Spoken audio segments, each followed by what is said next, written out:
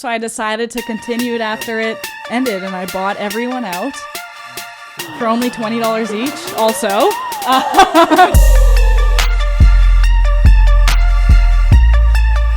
right, yo, welcome back to the 2-4 Rise podcast, where we document the rise and stardom of Winnipeg's talent and personalities.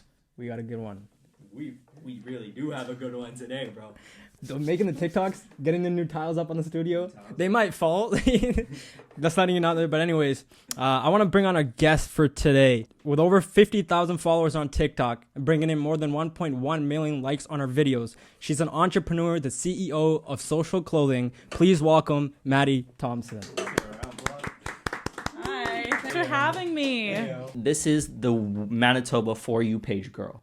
That's my nickname. That's your nickname. Yeah. And it's true, because when we first got TikTok and we started doing 2-4 Rise content, and you search up a Winnipeg, you are one of the first people that show up. That's true. I have been told that multiple times. Yeah. That's a lot of pressure to put Winnipeg on your shoulders. Low key. A lot of the content I make is Winnipeg based, so everybody in this area sees it. And people go into the comments, they're like, I'm from Winnipeg too, and nobody thinks like that someone from Winnipeg is making numbers that you are. Oh, all the time, every day that happens. It's absolutely insane how you do it. When did you start making TikToks? I started making TikToks a little over a year ago. I was actually on a vacation at Detroit Lakes and I was bored, believe it or not. So I downloaded the app and I decided to make some videos. If you remember the WikiHow challenge, that was one of my first ones. And then 2 weeks later, I got my first video with 2.4 million views. That was the making fun of children at two. I wouldn't say that, but sure. It was the water challenge. It was the water challenge. I may have thrown a bit of shade, but it was all in fun. So that was your first hint of TikTok success, you would say? Yes, that was my first, I guess, viral video, if you want to call it that. What was that like? What was that feeling when you got 2.7 million likes on your video? Oh my, views. Yeah. I went absolutely crazy. It was overnight, right? I assume, or it took a while, but 2 days. I was at work when I first noticed that it blew up, and I was just freaking out. Did you have people DMing you and be like, "Yo, your video's going viral"? Oh, I have people DMing me all the time saying that they see me on the For You page. It's crazy. That's a lot of pressure. Yo. Did you know that it was gonna go viral before you started? Before you did that specific one? I had no idea. Oh no, I just did it for fun. Okay. Yeah. Would you say that's how most of your content takes off? Or probably. I mean, recently now I know what my followers are looking for and I know what they like, right? So I kind of know more of what to post. A lot of Winnipeg content, a lot of car-based content. And also whenever I do something to do with winter, if I'm today I posted a video of me scraping ice off of my windshield, 12K views in a few hours already. Once you know. People don't know the Winnipeg lifestyle. That's true. Winnipeg minus 40 winters. That's so true. That's why they do it. Yeah. Even creating TikToks with you, if you haven't seen the vlog, please check it out. But that was absolutely so much fun. Well, yeah. You have a crazy imaginative personality and mind. That's true. The creative switch that you have is absolutely insane. We were doing some challenge and she's like, go flush the toilet, and she started taking pictures. or Producer Matt put his head under a chainsaw. Or no one was harmed. No one was harmed. Yeah, don't worry. But I don't know. I just, once the creativity thoughts get flowing, I just can't stop. Do you ever have a roadblock into where you're I have to make a TikTok today and I don't know what to do? Oh yeah, all the time. So what do you do in that case? All the time. Well, I mean, I do have a lot of drafts. Yeah. So if it's to the point where I haven't posted in a few days and I need to, I just post a draft. But usually those don't blow up. That's more just content for content's sake, which I don't like putting out because I want quality content, right?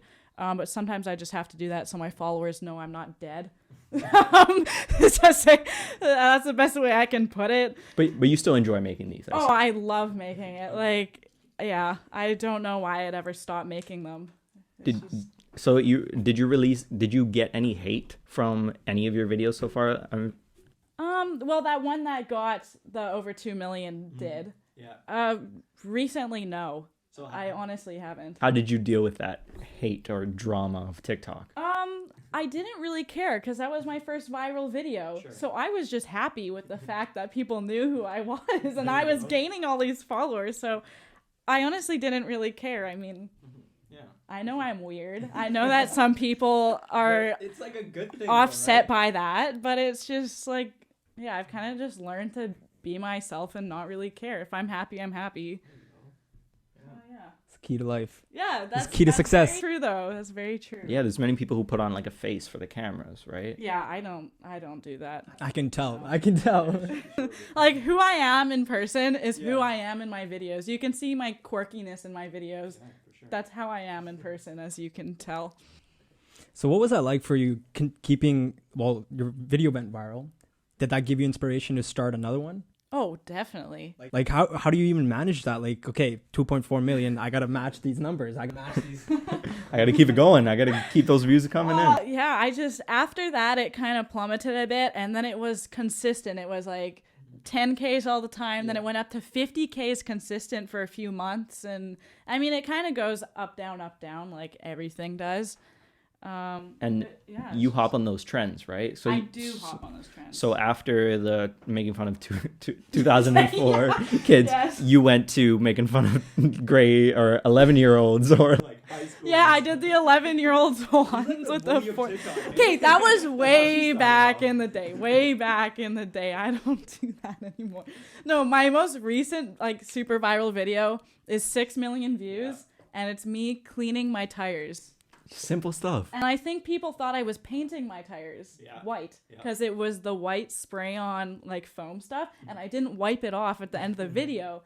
So all these people, I guess, thought I was painting it white, and I don't know. So where'd that inspiration come from for that specific video? Like that's just something you're filming. Well, for that video, my dad thought of this idea to build this thing to cover my rim for when I'm cleaning my tire. Sure. So that's what I was trying to show off that. Okay. But people just thought that it wasn't that made it viral. It was the fact that people thought I was painting my tire white. Yeah. She's got a crazy car, man. I think it's that car she has is absolutely insane. She's okay. What kind of car you have for the viewers? Yeah. I have a Nissan Altima Coupe 3.5 SR. So it's not like fancy, but she's still my baby. Sounds pretty fancy. Yeah. Well, sure. Okay. Is that where the TikTok money come in? No. Oh my gosh. So do you have a dream car? Because I know you're into cars. So. Oh my gosh. I want a 300ZX or 240Z. I like my nice. Nissans. I've been really into Sylvia's S15s lately. Cricket sounds. I like the JDM stuff. Yeah. I like the imports, the right-hand drive. Okay. If ain't foreign, it's born, right? Yeah. You don't know that one? Okay. No, I don't know that one. So what other kind of trends did you hop on? Oh my gosh, there's so many. Okay. And your beginning days. In my beginning days, geez, I did a bit of dancing in my beginning days, which I really regret because looking back, that was the most embarrassing thing I could have done to myself. I don't do that anymore because that's just like, no thanks. People make their whole lives off of dances, though. Look at like many of these stars. Like Charlie. It's just purely dance. That's how she blew up. I know, but I'm also not a dancer. Okay, fair enough. So, you know, I just don't think people want to see me dance. That's also the thing. I'm better at comedic videos. Sure. Yeah. So, what was your highest point of TikTok? Would you say joining the Winnipeg Hype House? Was that it? That was pretty cool. Because DJ Blitz and a bunch of people are in that I know. So I got to make a lot of connections through that, which was really neat. Yeah, I'd say that. I was pretty excited with that. Do people ever look at you like weird in public when you're making these TikTok trends and you're following these like weird trends that go on TikTok? Yeah, sometimes. I don't do so much like in public videos. I did more back in the day, like, you know, when there was no COVID or anything, it was just easier to do that. Or when university was in person, because a lot of the time I do it with all my university friends.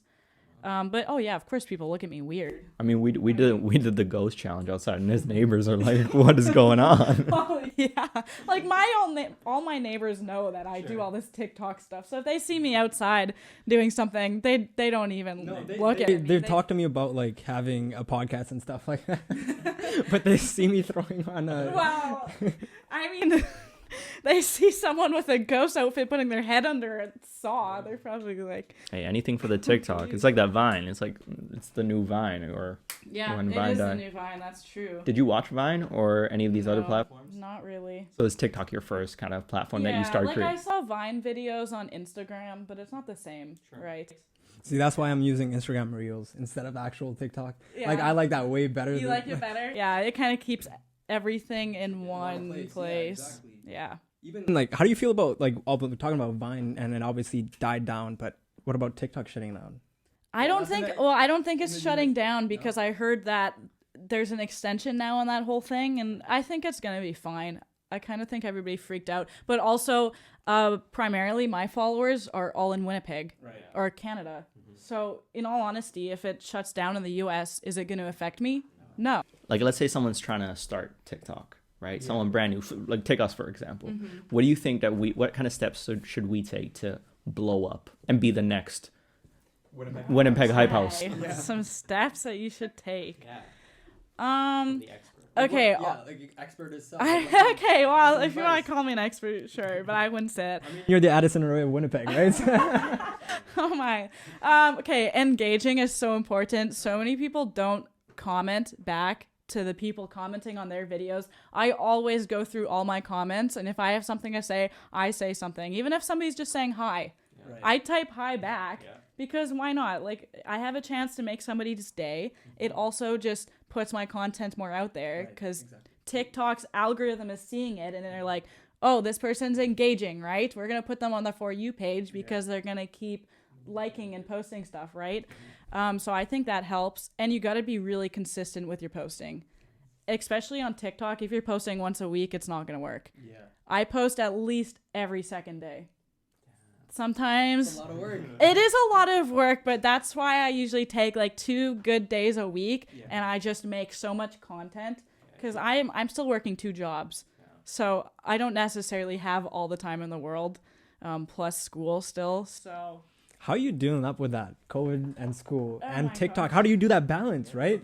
Like you got 2 jobs, you're a TikTok star, you're doing university. How does that help? I mean, time management. Not to brag, but I think my time management skills are pretty decent. That's one of my strong suits in life. So I'm really good at planning out my life. Do you have like a scheduled, like per hour or per minute? Oh, practically at this point. Oh yeah. I got something going on every day. Well, obviously you're the entrepreneur type. You're going in that route. What time do you wake up? What time do I wake? It depends what I'm doing. Like 4:30 in the morning. Oh my gosh! Usually, lately it's been like 7:30 ish. I mean, I need my days to sleep in still. Like if I'm not working early or if I have nothing to actually work on, I'm sleeping in. So lately I just can't sleep in though because I'm so used to waking up early. But I also like waking up, getting my coffee, checking my emails. Like I have that rhythm. Yeah, and it just, I have my routine, and if I don't do it, I feel unproductive. Wow. Yeah. That's motivating. I got to check my books, and I got to make my routine better. I'm the type of person who has to be productive. If I'm not productive, I feel like I'm doing nothing. You optimize every single point of your day. Oh, 100%. Definitely. One thing I like about you is that you're diversifying. I think we talked about with Daniel, who was our last guest. He also diversified his area as well. So you're not only focused on TikTok. You've got other things, other streams of income, and other ideas that work as well, right? Oh yeah, definitely. Yeah, I got a lot of different types of like streams of people, I guess, if you want to call it that. Yeah. So let's switch gears into social clothing, right? Sure. Yes. So that's another. So social clothing came before TikTok, guys. Yes, it came way before. Yeah, it's gonna be 3 years in February, actually. How did you come up with the idea, and how did it even start? Why? Oh, geez, that's a long story. Okay, let's go. I guess get right into it. Okay, so it was grade 11. It was actually a business project to start out with. So it was me and 6 other people, I believe. So yeah, I just came up with the idea to do a clothing company. I'm a little bit of a control freak. Yeah. So I was kind of the head right from the beginning. And I wanted it to be a very Manitoba-based company because I like local things. I like supporting local. So the name Social Clothing comes from how Manitoba is the only province with socials. Yeah. So I kind of incorporated that into the name, and I made sure everything was made in Canada and printed, and everything that's tie-dyed like that, the crew neck you're wearing, it's hand-dyed like by me. Like I do all of it. Me and my mom helps me too. That's crazy. How do you find that time to do that? Are you based out of your garage? Sorry. Yeah, just my house. Your house. Yeah, I have this like bonus room above my house. It's just this giant random room where I have all my art and random stuff. Okay, anyway. And then the business just kind of blew up. Right, like everyone in school pre-ordered. I think profits were just going crazy. And yeah, it was that just like a school project that like for business class, or was it just like you found friends and you're like, okay? No, it was grade 11 business project. Wow. And it just blew up. So I decided to continue it after it ended, and I bought everyone out for only $20 each. Also, I don't know why. Smart move.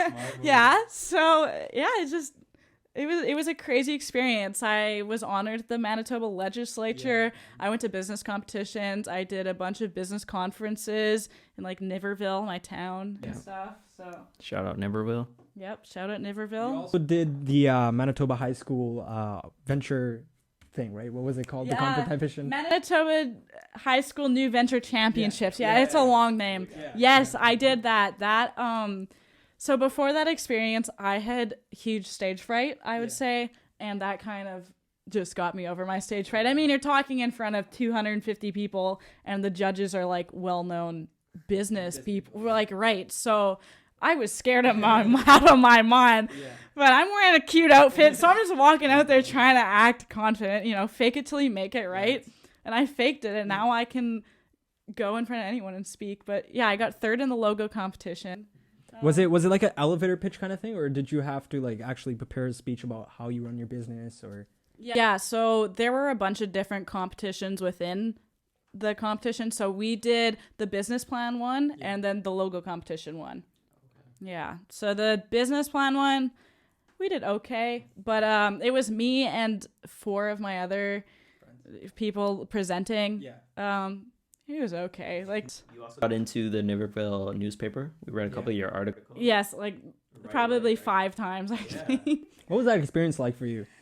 It was so cool. Yeah, I've been in the Free Press, the Winnipeg Sun, the Niverville Citizen multiple times for different things also. Yeah, it's just been insane. And keep going too. I hope it keeps going, Now this 204 Rise, right? Oh, always. We made it, bro. Yeah. Let's go. No, that's absolutely amazing. I love what you're doing with your brand. Social, local, keep it local. Food bank thing. Yeah. Right? Oh, yes, I did the food bank thing for my pre-orders for the social distancing hoodies. Yeah. Yes. What was that like for you? Did you actually hand out like... Yeah, I gave the check just to the person. That was during COVID, so I couldn't really do like a big thing, but yeah. And that was right at the beginning of COVID, and food banks weren't getting the donations they needed. Right. So it's like, I'm starting pre-orders now for social distancing. Right. It has to do with COVID. So why not just put some of the proceeds toward the food bank? Right. Why not? I also did a tree one a few years ago where if you bought a hoodie, a tree was planted through Tree Canada. Right. Yeah. I did that a while back too. Well, you said you're coming up on 3 years, right? Yeah. That's amazing. What were some of the struggles like for you? Actually running the business, going to school, actually buying people out, right? What was that like? A lot of research because I knew nothing to do with business. I had an internship when I was 13 with a company called Triple Flip. Right. So I kind of knew how the clothing business worked. I had a clothing line through them. I had to go to Calgary for meetings and stuff. It was fun. But yeah, so I kind of knew, but I didn't know the whole marketing side. I didn't know how to sell. I didn't know how to like do all the shipping, the packaging, right? So I just kind of figured it out. How'd you get that the internship? or how'd that come about? I DM'd them some clothing designs that I hand drew. Yeah. This little 13-year-old me from my Instagram username, Maddie the Masters. And I DM'd them and they're like, wow, these are so cool. We have a photo shoot in Winnipeg. Do you want to meet us? Do you want to meet me, the marketing person and the CEO? Yeah. And I'm like, well, yeah, of course. Yeah. So then they gave me a photo shoot there. They looked at my designs and they're like, okay, we want to make these. Yeah. It was just like, it was the weirdest thing ever. Like through Instagram DM. Were they the only people you sent the DM to? I think I sent the DM to Iviva, like Lululemon's kid. Yeah. I don't know. That was a long time ago. You're just like, you're just going out there, right? I was just, If you ever see do you watch Gary Vee at all? Yeah, he's always like, just DM, you know? I guess 13-year-old me 6 years ago went and did that. At 13 years old? No, I didn't. I just, my own brain did that. But she's the next Gary Vee. I'm calling her. Gary Vee. Hey, I'll be on Forbes one day. One day. You heard it here. That's my goal. You heard it here. You'll be on the 204 Rise Forbes. Yes. Yes. Talk about clothing for a minute. So there's so many clothing brands, right? And it feels like many people want to start their own clothing brand, but it's really hard to make it unique and actually successful. That's true. So what are some things that you do or your company does that would have benefit you so far? You don't have to spill all your secrets, but I would say, the fact of being really local always helps. And I always use, I don't use real models. My models are just people who DM me and are like, hey, I'd like to model for your brand. I'm like, okay, sweet, I'll keep you in mind. Those are the people, and I think that's good that I just use kind of like the everyday Winnipegger, you know? And then I post that, and then they spread the word. Like, a lot of my sales are word of mouth. Yeah. But so certain ad campaigns that you run through Instagram, or is it just whatever new line's coming out? Like this one, right? This is your new line? No, the sweats are my new okay, line. never mind. My bad. That's from like March when COVID started. Oh, okay. Yes.